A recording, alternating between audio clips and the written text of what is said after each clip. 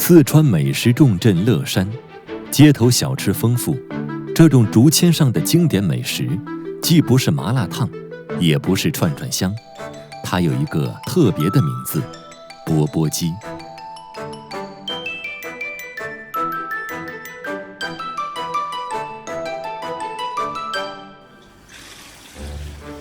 钵钵鸡是典型的吃鸡不见鸡，鸡的戏份都在汤里。这种清神县产的汉阳鸡8个月大，是做钵钵鸡汤底的上佳之选。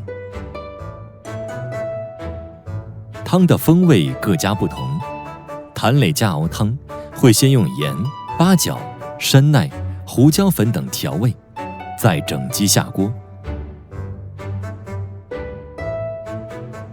大火烧开后，用小火熬足1个小时。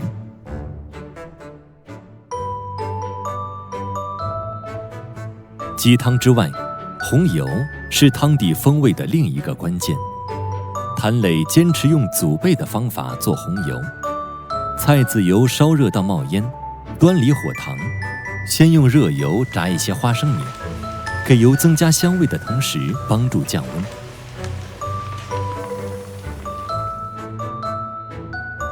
然后用同样的方式炸芝麻。品质好的钵钵鸡，一定是吃到最后，红油中的芝麻都不大会沉下去。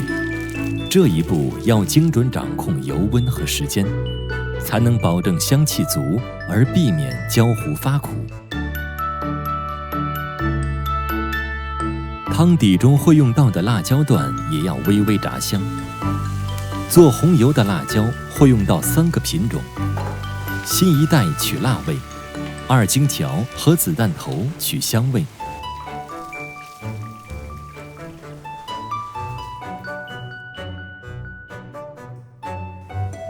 在油降到合适的温度，下混合的辣椒面彻底激发出风味。最后还会加入秘制的香料调味，红油的制作才算完成。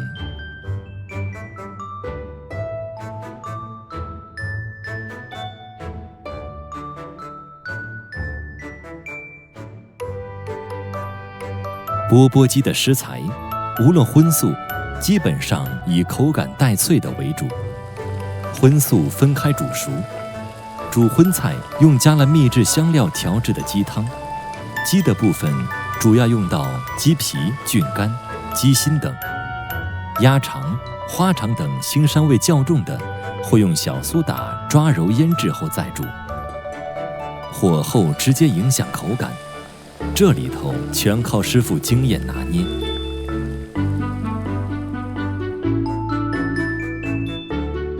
鸭肠最为特别，用沸汤浇淋的方式来迅速烫熟。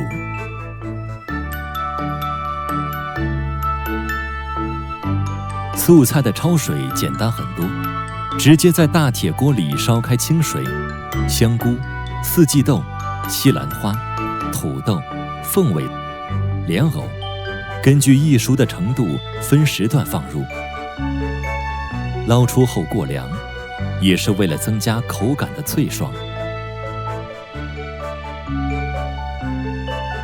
所有的食材准备好后，再用竹签一一穿起来，荤素分开，方便客人按需挑选，也方便埋单的时候以竹签数量来做结算。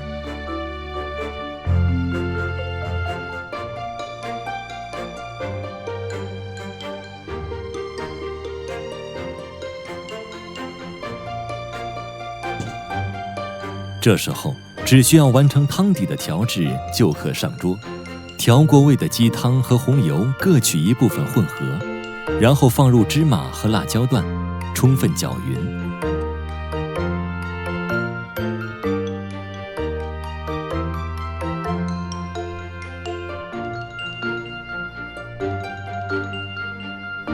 串串放进钵子里也有所讲究，要用力反复按压，让所有食材都浸没于红油汤底中，这样吃起来才会充分入味。